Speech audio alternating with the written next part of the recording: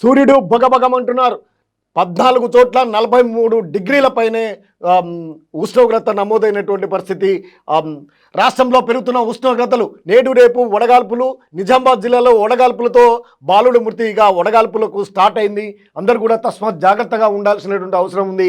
ఎండలకు అత్యవసరమైతే తప్ప బయటికి అస్సలు వెళ్లకుండా ఉండాలి. ఉదయం సాయంత్రమే ఏమైనా పనులు ఉంటే చూసుకోవాలంటూ హెచ్చరికలు జారీ చేస్తూ ఉన్నారు. రాష్ట్ర వ్యాప్తంగా ఉష్ణోగ్రతలు క్రమంగా పెరుగుతున్నాయి. గురువారం రాష్ట్రంలో 20 చోట్ల 40 డిగ్రీలకు పైగా ఉష్ణోగ్రత నమోదయ్యింది. వీటిలో 14 ప్రాంతాల్లో 43 డిగ్రీల సెల్సియస్ దాటింది. నల్గొండ జిల్లా ఇబ్రాహీంపేటలో అత్యధికంగా 43.5 డిగ్రీలు నమోదైంది. 2016 తర్వాత ఈ ఏడాది ఉష్ణోగ్రత అధికంగా నమోదవుతున్నాయి. శుక్ర శనివారాల్లో రాష్ట్రంలో వడగాల్పులు వీస్తాయని వాతావరణ శాఖ హెచ్చరిస్తుంది. రాత్రిపూట ఉష్ణోగ్రతలు సాధారణం కన్నా 2 డిగ్రీలు అధికంగా నమోదవుతుందని తెలిపింది.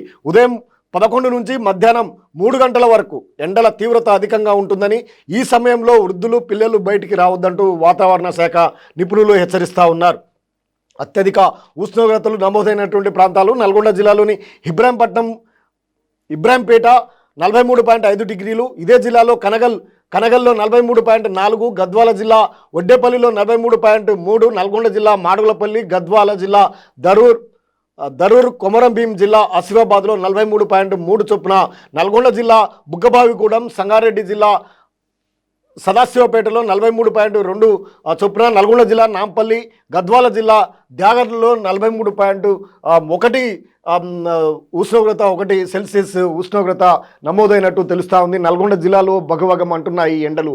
అనేక ప్రాంతాల్లో ఉష్ణోగ్రత రోజు రోజుకు పెరుగుతూ ఉంది.